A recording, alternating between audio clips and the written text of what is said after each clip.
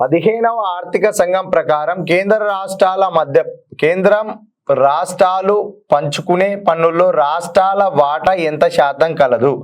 15వ ఆర్థిక సంఘం ప్రకారం కేంద్రము రాష్ట్రాలు పంచుకునే పన్నుల్లో రాష్ట్రాల వాటా ఎంత శాతం కలదు అంటే రాష్ట్రాల వాటా వచ్చేసి 41% కలదు. రాష్ట్రాల వాటా.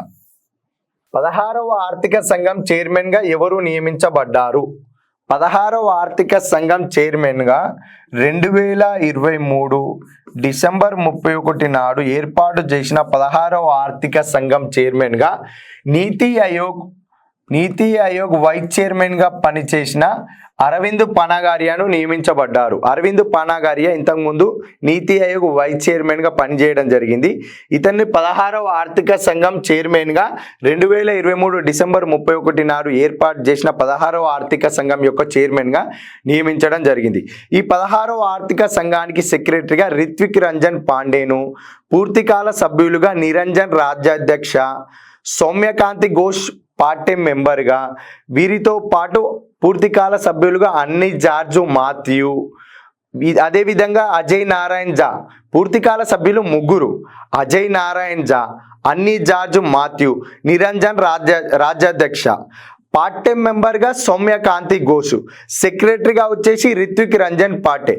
అంటే ఒకసారి చూసుకుంటే అధ్యక్షులుగా వచ్చేసి చైర్మన్గా వచ్చేసి అరవింద్ పనాగారియా ఉంటే, ఆ తర్వాత సెక్రటరీగా రిత్విక్ రంజన్ పాండే, పూర్తికాల సభ్యులు వచ్చేసి అజయ్ నారాయణ్ జా, తర్వాత అన్ని జార్జు మాథ్యూ, నిరంజన్ రాజ్యాధ్యక్ష.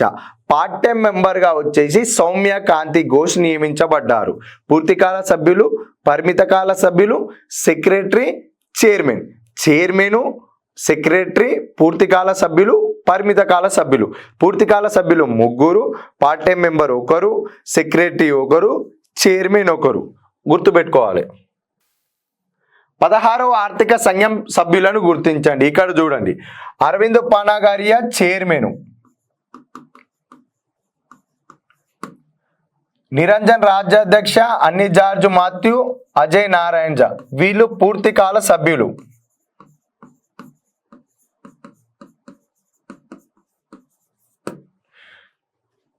పదిహేనవ ఆర్థిక సంఘం ప్రకారం జనాభా నియంత్రణ సామర్థ్యం ఎంత శాతం కేటాయించారు?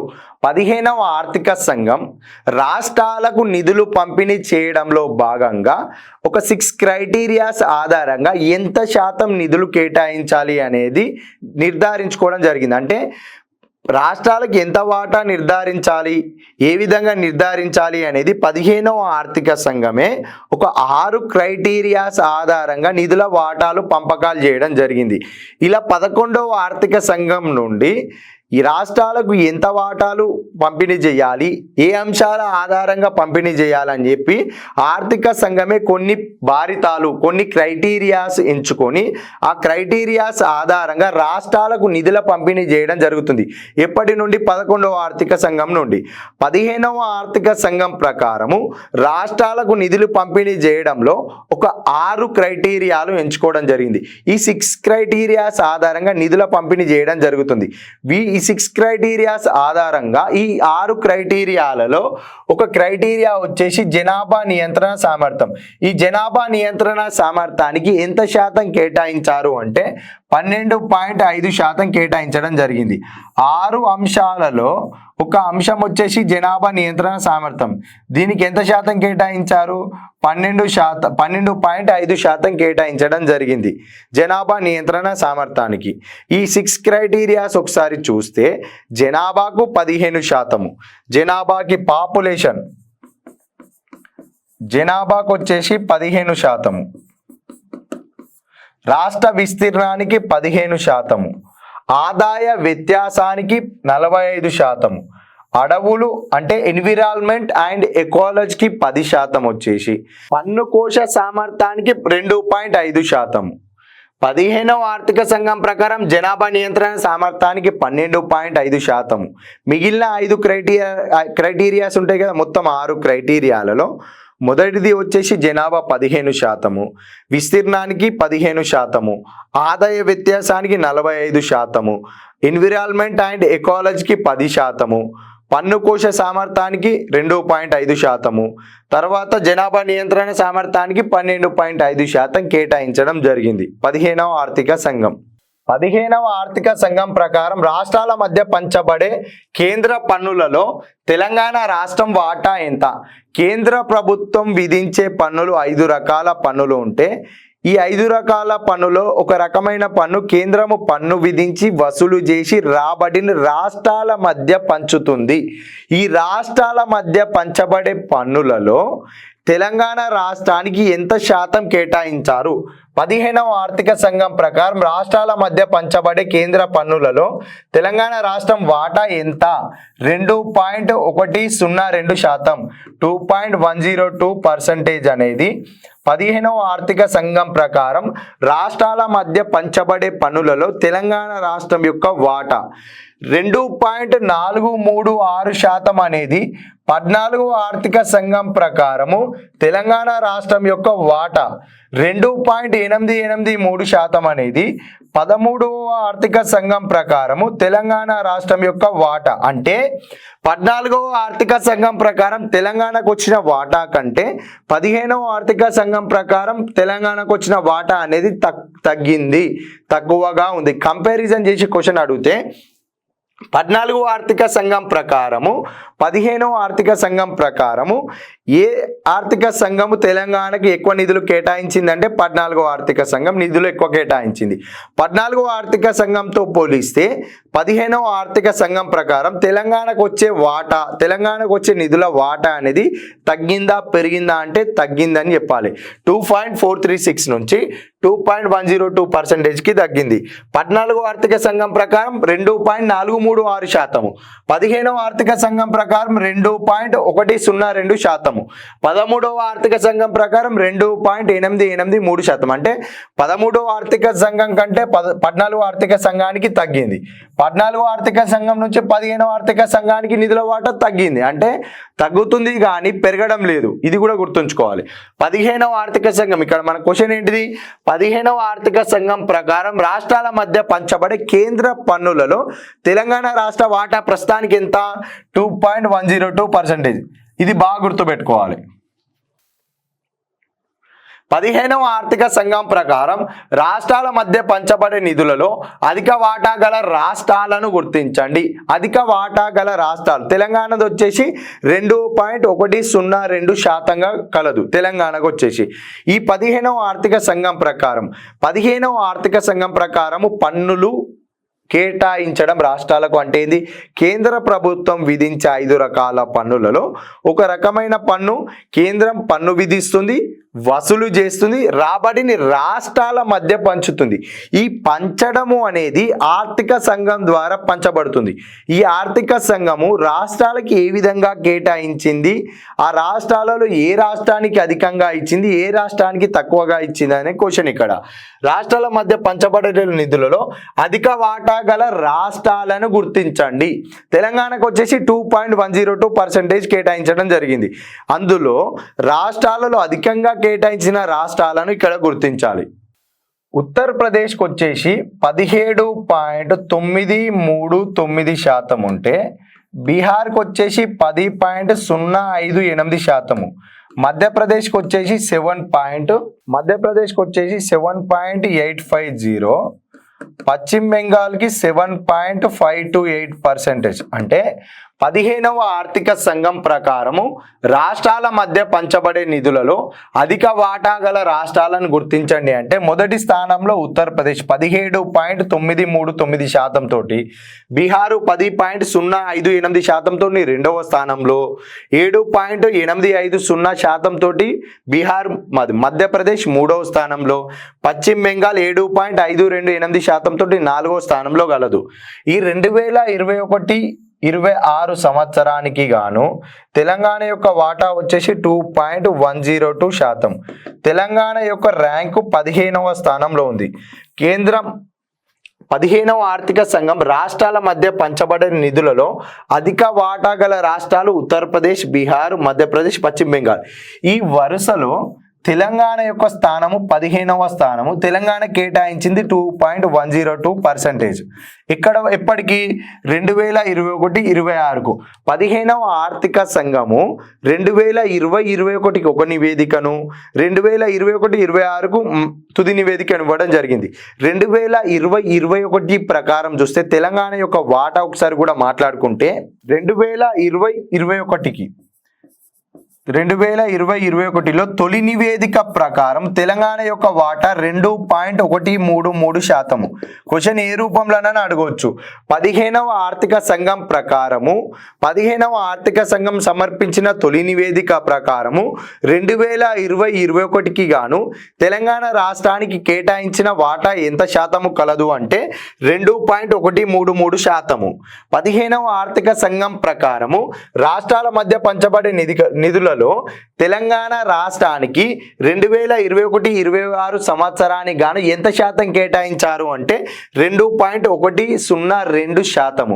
2020-21కి అడిగితే 2.133%. అంటే తొలి నివేదిక ప్రకారం 2.133%, తుది నివేదిక ప్రకారం 2021-26 సంవత్సరానికి గాను అంటే 2.102%. అంటే ఈ క్లారిటీ ఉంటే క్వశ్చన్ ఏ విధంగా వచ్చినా పెట్టొచ్చు.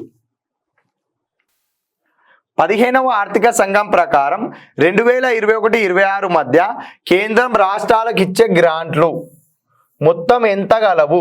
2021-26 15వ ఆర్థిక సంఘం అంటే యాక్చువల్గా ఆర్థిక సంఘం అంటే కేంద్ర ప్రభుత్వం యొక్క పన్నులను వచ్చిన రాబడిని రాష్ట్రాల మధ్య ఏ విధంగా పంపకం చేయాలనేది ఆర్థిక సంఘం యొక్క ముఖ్యమైన విధి.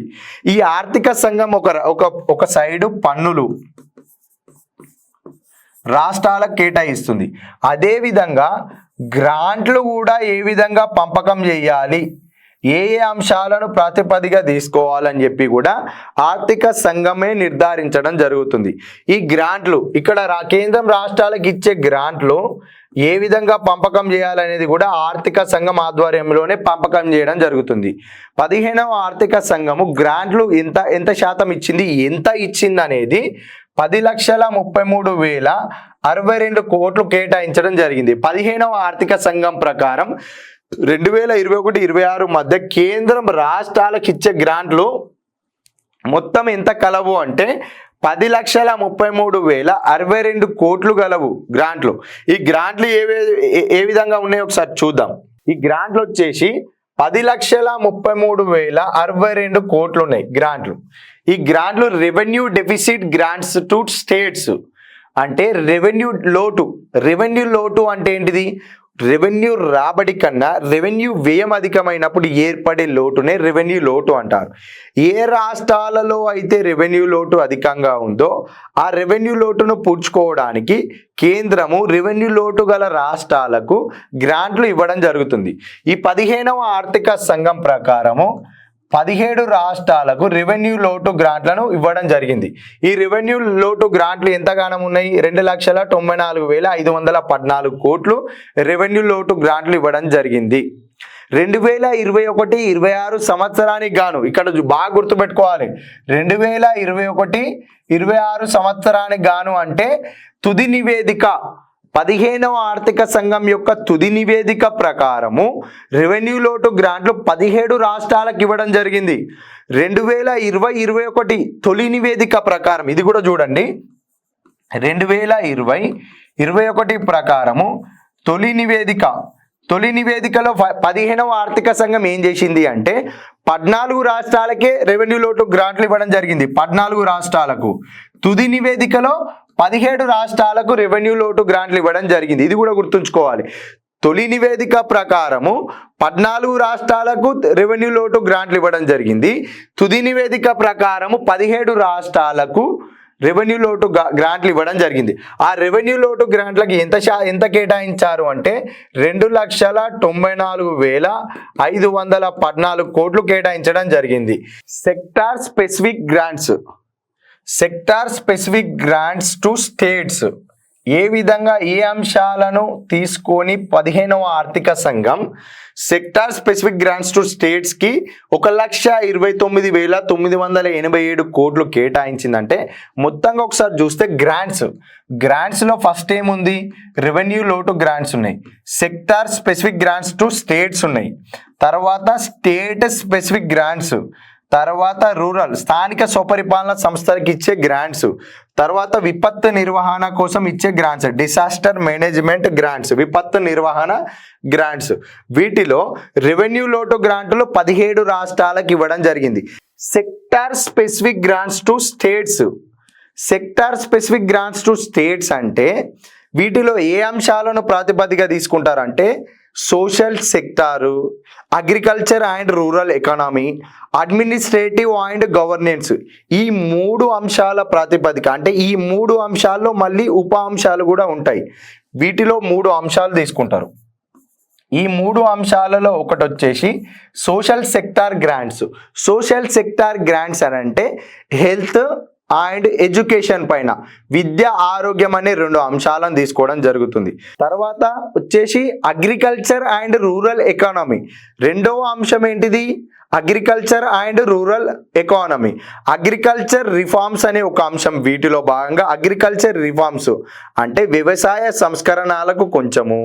తర్వాత రూరల్ ఎకానమీలో భాగంగా ప్రధాన మంత్రి గ్రామ్ సడక్ యోజన, గ్రామీణ ప్రాంతాలలో రూరల్ ఎకానమీని పెంపొందించాలి అంటే ముందుగా రోడ్లు అనేది కనెక్టివిటీ చేయాలి అనే ఉద్దేశంతో ప్రధాన మంత్రి గ్రామ్ సడక్ యోజనకి కొన్ని నిధులు. మొదటిగా వచ్చేసి సోషల్ సెక్టార్లో 2 అంశాలు, విద్య ఆరోగ్యానికి కేటాయించడము. తర్వాత అగ్రికల్చర్ అండ్ రూరల్ ఎకానమీలో అగ్రికల్చర్ రిఫార్మ్స్, వాటితో పాటు ప్రధాన మంత్రి గ్రామ్ సడక్ యోజన కేటాయించడం జరిగింది 2 అంశాలకి. తర్వాత అడ్మినిస్ట్రేటివ్ అండ్ గవర్నెన్స్, ఈ 3 అంశాలు administrative and governance. First sector specific గ్రాంట్స్లో సోషల్ సెక్టార్కి 2 అంశాలు తీసుకొని నిధులు కేటాయించడం. తర్వాత agriculture and rural economy base చేసుకొని 2 అంశాలు తీసుకొని నిధులు కేటాయించడం. తర్వాత అడ్మినిస్ట్రేటివ్ అండ్ గవర్నెన్స్, పరిపాలన, వీటిలో 3 అంశాలను బేస్ చేసుకొని నిధులు కేటాయించడం జరిగింది. ఆ 3 అంశాలు ఏంటివంటే ఆస్పిరేషనల్ డిస్ట్రిక్ట్స్ ప్రోగ్రామ్, ఆకాంక్ష జిల్లాల కార్యక్రమము, ఆర్థిక గణాంకాలు, న్యాయ వ్యవస్థ. 3 అంశాలు. దీనిలో 3 అంశాలు ఏం తీసుకున్నారంటే ఆస్పిరేషనల్ డిస్ట్రిక్ట్ ప్రోగ్రాము, ఆర్థిక గణాంకాలు, తర్వాత న్యాయ వ్యవస్థ, జ్యుడిషియరీ వ్యవస్థ. న్యాయ వ్యవస్థ అంటే ఫాస్ట్ ట్రాక్ కోర్టులు ఏర్పాటు చేయడము, ఎక్కువగా కేసులు ఉన్న దగ్గర సత్వర న్యాయ పరిష్కారం చేయడానికి ఫాస్ట్ ట్రాక్ కోర్టులను ఏర్పాటు చేస్తే ఆ ఫాస్ట్ ట్రాక్ కోర్టులకు గ్రాంట్లు అనేది కూడా వీటి నుంచే తీసుకోవాలి, వీటి నుంచే కేటాయించడం జరుగుతుంది అన్నట్టు. మొత్తంగా మళ్ళీ ఒకసారి చూస్తే సెక్టార్ స్పెసిఫిక్ గ్రాంట్స్ అనేది ఏ అంశాల ప్రాతిపదికన తీసుకుంటారంటే సోషల్ సెక్టార్ గ్రాంట్స్ ఒకటి, rural economy agriculture rural economy ఒకటి తీసుకుంటారు, అడ్మినిస్ట్రేటివ్ అండ్ గవర్నెన్స్ ప్రకారం తీసుకుంటారు. వీటిలో మొత్తంగా 3 అంశాలు ప్రాతిపదికన. వీటిలో ఉప అంశాలు వచ్చేసి మొదటి దాంట్లో 2 అంశాలు విద్యా ఆరోగ్యము, రెండవ దాంట్లో 2 అంశాలు ఏంటిది అగ్రికల్చర్ రిఫార్మ్స్, తర్వాత ప్రధానమంత్రి గ్రామ్ సడక్ యోజన. వీటిలో 3 అంశాలు. మొత్తంగా 7 అంశాలకు నిధులు కేటాయించడం జరుగుతుంది గ్రాంట్ల పరంగా. దీనిలో సెక్టార్ స్పెసిఫిక్ గ్రాంట్స్ లో 7 అంశాలకు గ్రాంట్ల రూపంలో నిధులు కేటాయించడం జరుగుతుంది. 3 మెయిన్ అంశాలు ఏంటేంటివి, social sector grants, agriculture and rural economy, governance, administrative governance. వీటిలో ఉప అంశాలు వచ్చేసి విద్య, ఆరోగ్యము, వ్యవసాయ సంస్కరణలు, ప్రధానమంత్రి గ్రామ సడక్ యోజన, ఆర్థిక గణాంకాలు, న్యాయ వ్యవస్థ, ఆకాంక్ష జిల్లాల కార్యక్రమం. ఈ ఆకాంక్ష జిల్లాల కార్యక్రమం ఒకటే ఒక అంశం గురించి చెప్తా. అంటే ఈ 7 అంశాలలో నిధులు ఏ విధంగా కేటాయిస్తారో ఆకాంక్ష జిల్లాల కార్యక్రమం ఒక అంశం గురించి చర్చిద్దాం. ఆకాంక్షిత జిల్లాల కార్యక్రమం 112 జిల్లాలను ఆస్పిరేషనల్ డిస్ట్రిక్ట్ ప్రోగ్రామ్గా కేటాయించి ఈ 112 జిల్లాలలో మొదటి 10 జిల్లాలు అంటే మంచి పురోగతి సాధించిన మొదటి 10 జిల్లాలకు ప్రతి సంవత్సరము 10 కోట్ల రూపాయలు కేటాయించి ఈ గ్రాంట్ల రూపంలో ఇవ్వడం జరుగుతుంది. 112 జిల్లాలలో మంచి పురోగతి సాధించిన మొదటి 10 జిల్లాలకు ప్రతి సంవత్సరము 10 కోట్ల రూపాయలు కేటాయించి గ్రాంట్లు ఇవ్వడం జరుగుతుంది. అంటే 10 జిల్లాలు ఇంటూ 10 అంటే 100 కోట్ల రూపాయలు, ప్రతి సంవత్సరం 100 కోట్ల రూపాయలు. 15వ ఫైనాన్స్ కమిషన్ యొక్క రిపోర్టు 2021-26 వరకు ఉంటుంది కాబట్టి ఈ మధ్యలో ఉన్న 5 సంవత్సరాల కాలానికి ప్రతి సంవత్సరము మంచి పురోగతి సాధించిన 10 జిల్లాలకు 10 కోట్ల రూపాయలు కేటాయించడం జరుగుతుంది. 10 జిల్లాలకు 10 కోట్ల రూపాయలు ప్రతి సంవత్సరం కేటాయిస్తారు. ఈ ఆస్పిరేషనల్ డిస్ట్రిక్ట్ ప్రోగ్రాంలో భాగంగా గ్రాంట్లు ఇవ్వడం జరుగుతుంది. అదే 112 జిల్లాలలో బ్లాక్ల పరంగా కూడా కొన్ని గ్రాంట్లు ఇవ్వడం జరుగుతుంది. ఈ 112 జిల్లాలలో 915 బ్లాకులు ఉన్నాయి. ఈ 915 బ్లాకులలో మొదటి 100 బ్లాకులకు మంచి పురోగతి సాధించిన మొదటి 100 స్థానాలలో ఉన్న బ్లాకులకు ప్రతి బ్లాకుకు 5 కోట్ల చొప్పున ప్రతి సంవత్సరం గ్రాంట్లు ఇవ్వడం జరుగుతుంది. మొదటిది ఏంటిది? 112 జిల్లాలలో మంచి పురోగతి సాధించిన 10 జిల్లాలకు 10 కోట్ల చొప్పున ప్రతి సంవత్సరం ఇవ్వడం జరుగుతుంది. 112 జిల్లాలలో బ్లాక్ల పరంగా తీసుకుంటే 915 బ్లాకులు ఉంటాయి. 915 బ్లాకులలో 100 బ్లాకులకు ప్రతి సంవత్సరము ఒక్కొక్క బ్లాకుకు 5 కోట్ల రూపాయలు గ్రాంట్ల రూపంలో ఇవ్వడం జరుగుతుంది. అంటే ఆస్పిరేషనల్ డిస్ట్రిక్ట్ ప్రోగ్రామ్ ఆకాంక్ష జిల్లాల కార్యక్రమంలో గ్రాంట్లు ఏ విధంగా డివైడ్ చేసిరు అంటే మొదటి పురోగతి సాధించిన 10 జిల్లాలకు గ్రాంట్లు, మొదటి 100 బ్లాకులు పురోగతి సాధించిన 100 బ్లాకులకు ఒక 5 కోట్ల చొప్పున గ్రాంట్లు ఇవ్వడము. ఈ కార్యక్రమం మొత్తానికి సర్వే అండ్ కెపాసిటీ బిల్డింగ్కు 150 కోట్లు గ్రాంట్లు ఇవ్వడం జరిగింది. అంటే ఆకాంక్షిత జిల్లాల కార్యక్రమంలో 3 అంశాలను తీసుకున్నారు. జిల్లాలు, బ్లాకులు, కెపాసిటీ బిల్డింగ్కి గ్రాంట్లు ఇవ్వడం జరిగింది ఆకాంక్ష జిల్లాల కార్యక్రమానికి. ఇదే విధంగా విద్యలో కేటాయింపులు, ఆరోగ్యంలో కేటాయింపులు, వ్యవసాయ సంస్కరణలో కేటాయింపులు, ప్రధానమంత్రి గ్రామ సడక్ యోజనలో కేటాయింపులు, న్యాయ వ్యవస్థలో కేటాయింపులు, ఆర్థిక గణాంకాలలో కేటాయింపులు కూడా ఉండడం జరుగుతుంది. ఇదే విధంగా రెవెన్యూ లోటు గ్రాంట్లు అయిపోయింది, సెక్టార్ స్పెసిఫిక్ గ్రాంట్స్ అయిపోయింది. తర్వాత state specific grants. State specific grants అంటే ఏంటిదంటే కొన్ని అంశాల ప్రాతిపదిక స్టేట్కి స్పెసిఫిక్ గ్రాంట్స్ ఇవ్వడం జరుగుతుంది. ఆ అంశాలు ఏంటి ఒకసారి చూస్తే, స్టేట్ స్పెసిఫిక్ గ్రాంట్స్ ఒకసారి చూస్తే సామాజిక అవసరాలు, పరిపాలన సదుపాయాలు, టూరిజము, త్రాగునీరు, డ్రైనేజీ, మురుగునీరు, సంస్కృతి, చారిత్రక కట్టడాల పర్యవేక్షణ, అభివృద్ధి. ఇక్కడ స్టేట్ స్పెసిఫిక్ గ్రాంట్స్, వీటి ప్రాధాన్యత అనుసరించి స్టేట్ స్పెసిఫిక్ గ్రాంట్స్ ఇవ్వడం జరుగుతుంది. తర్వాత స్థానిక స్వపరిపాలన సంస్థల గ్రాంట్లు, డిసాస్టర్ మేనేజ్మెంట్ గ్రాంట్స్. గ్రాంట్స్ మొత్తంగా ఎంతున్నాయి? 10,33,602 కోట్లు అయితే దీనిలో రెవెన్యూ లోటు గ్రాంట్లు, సెక్టార్ స్పెసిఫిక్ గ్రాంట్స్, తర్వాత స్టేట్ స్పెసిఫిక్ గ్రాంట్స్, తర్వాత స్థానిక స్వపరిపాలన గ్రాంట్స్, విపత్తు నిర్వహణ గ్రాంట్స్, వేటికి ఎంత కేటాయించింది అనేది తప్పనిసరిగా చూసుకోవాల్సింది. ఎందుకంటే క్వశ్చన్ వస్తుంది. 10,33,602 కోట్లు, 2,94,514 కోట్లు, 1,29,987 కోట్లు sector specific grants, state specific గ్రాంట్స్కి 49,599 కోట్లు, తర్వాత స్థానిక స్వపరిపాలన సంస్థలకు 4,36,361 కోట్లు, డిసాస్టర్ మేనేజ్మెంట్స్కి 1,22,600 కోట్లు కేటాయించడం జరిగింది. 15వ ఆర్థిక సంఘం ప్రకారం 2021-26 మధ్య రెవెన్యూ లోటు గ్రాంట్లు అధికంగా పొందే రాష్ట్రాలను గుర్తించండి. ఇక్కడ మంచిగా స్పెసిఫిక్ గా మెన్షన్ చేసిండు 2021-26 అని.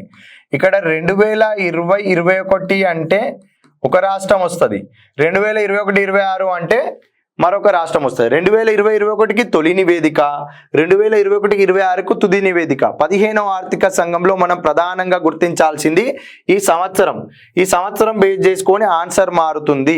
బాగా గుర్తుంచుకోండి. ఎందుకు అంటే 15వ ఆర్థిక సంఘం ప్రకారం 2021-26 మధ్య రెవెన్యూ లోటు గ్రాంట్లు అధికంగా పొందే రాష్ట్రాలను గుర్తిస్తే మొదటి స్థానంలో వెస్ట్ బెంగాల్, తర్వాత స్థానంలో కేరళ, ఆ తర్వాత స్థానంలో హిమాచల్ ప్రదేశ్ ఉంటుంది. ఆన్సర్ వచ్చేసి ABC. ఏబిసి వచ్చేసి అధికంగా పొందే రాష్ట్రాలు. హర్యానా వచ్చేసి అతి తక్కువ రెవెన్యూ లోటు గ్రాంట్లు పొందిన రాష్ట్రము హర్యానా.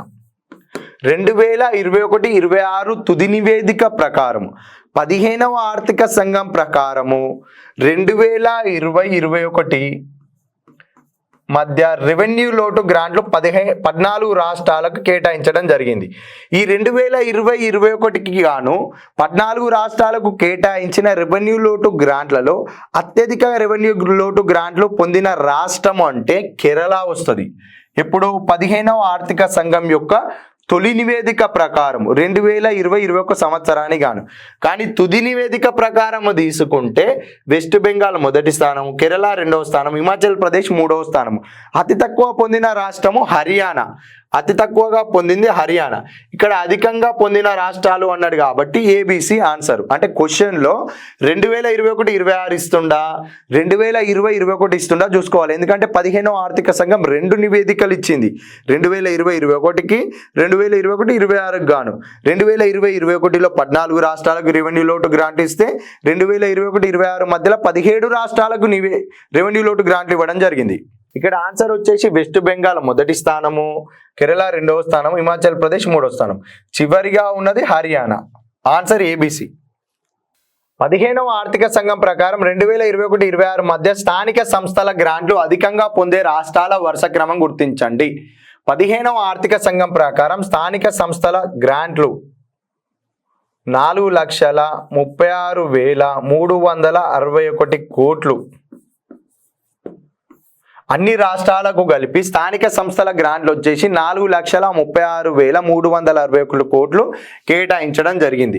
వీటిలో అత్యధికంగా పొందిన రాష్ట్రాలు ఉత్తరప్రదేశ్, మధ్యప్రదేశ్, బీహార్. మొదటి 3 స్థానాలలో ఉన్నవి ఉత్తరప్రదేశ్ ఉంది, మధ్యప్రదేశ్, బీహార్ రాష్ట్రాలు ఉంది. తర్వాత మన తెలంగాణది కూడా చూసుకోవాలి. అత్యధికంగా స్థానిక సంస్థల గ్రాంట్లు పొందిన రాష్ట్రాలు ఉత్తరప్రదేశ్ మొదటి స్థానం, మధ్యప్రదేశ్ రెండో స్థానం, బీహార్ మూడవ స్థానంలో ఉంది. ఈ అత్యధికంగా పొందిన రాష్ట్రాల వరుస క్రమంలో తెలంగాణ స్థానం ఎంత ఉంది అనేది కూడా ఒకసారి చూసుకుంటే తెలంగాణ 12వ స్థానంలో ఉంది. మొదటి స్థానంలో ఉత్తరప్రదేశ్, రెండవ స్థానంలో మధ్యప్రదేశ్, మూడో స్థానంలో బీహార్ ఉంటే తెలంగాణ యొక్క స్థానము 12. తెలంగాణకు వచ్చిన నిధులు 13,111 కోట్లు. ఒకసారి బాగా గుర్తుంచుకోర్రి. గ్రాంట్లు అనే అంశానికి వస్తే మొత్తంగా తెలంగాణకి ఎన్ని గ్రాంట్లు వచ్చినాయి, స్థానిక సంస్థల ప్రకారం ఎంత వచ్చింది, సెక్టార్ స్పెసిఫిక్ ప్రకారం ఎంత వచ్చినాయి, స్టేట్ స్పెసిఫిక్ ప్రకారం ఎంత వచ్చినాయి, విపత్తు నిర్వహణ గ్రాంట్లు ఎంత వచ్చినాయి. తెలంగాణకు అయితే ప్రత్యేకంగా గుర్తుంచుకోవాలి. మిగతా రాష్ట్రాల ఆర్డర్ గుర్తుంచుకుంటే చాలు, కానీ తెలంగాణకు నిధులు కూడా గుర్తుంచుకుంటే మంచిది. క్వశ్చన్లో గుర్తుపట్టడానికి ఎక్కువ అవకాశం ఉంటుంది.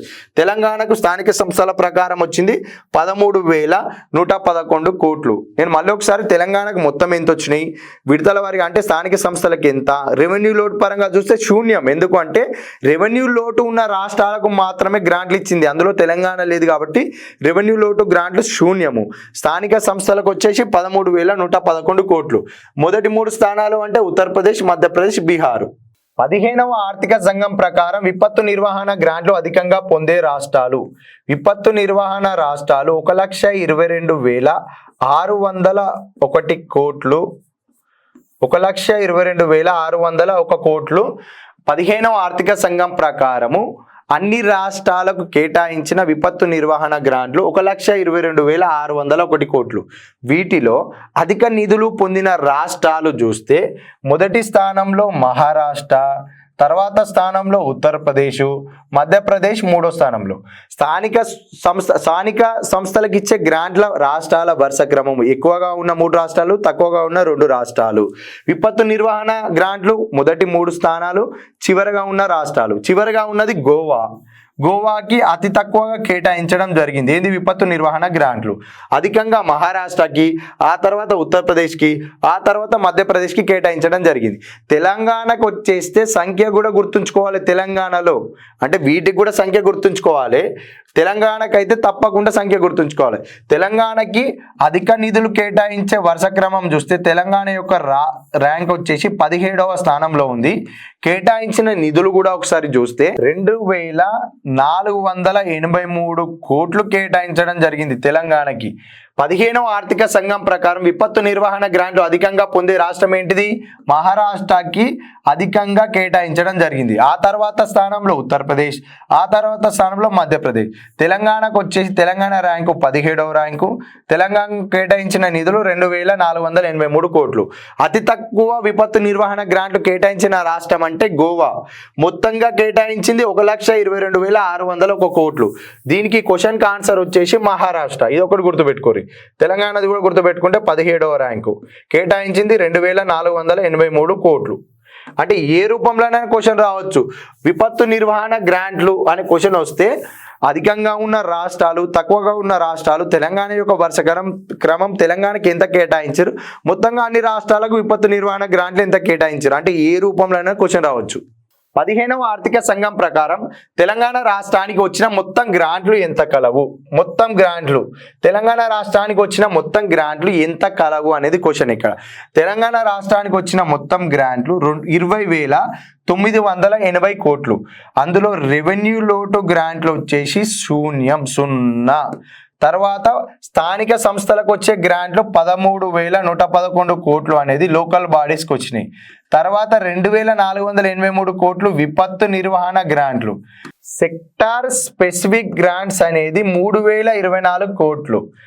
15వ ఆర్థిక సంఘం ప్రకారం తెలంగాణ రాష్ట్రానికి వచ్చినాయి 20,980 కోట్లు అయితే లోకల్ బాడీ స్థానిక సంస్థలకు 13,111 కోట్లు అనేది తెలంగాణ రాష్ట్రానికి వచ్చినాయి. విపత్తు నిర్వహణ గ్రాంట్లు కేటాయించింది 2,483 కోట్లు. 3,024 కోట్లు అనేది సెక్టార్ స్పెసిఫిక్ గ్రాంట్స్కి కేటాయించింది.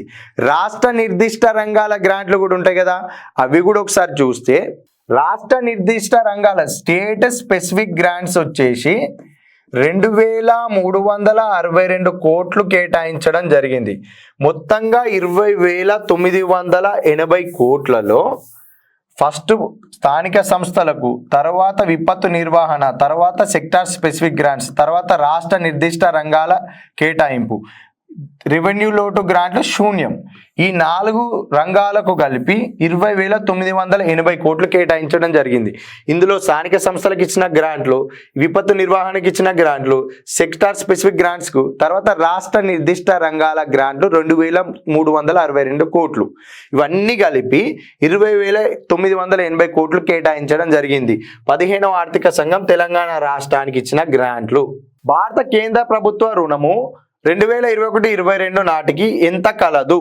ప్రభుత్వ రుణం అనే అంశంలో భాగంగా భారత కేంద్ర ప్రభుత్వ రుణం 2021-22 నాటికి ఎంత కలదు? ప్రభుత్వం రుణం దేనికి తీసుకుంటుంది అంటే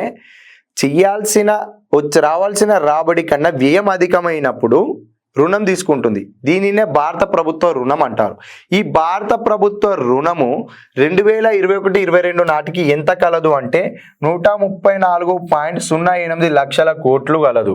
2021-22 నాటికి 134.08 లక్షల కోట్లు కలదు భారత కేంద్ర ప్రభుత్వ రుణం.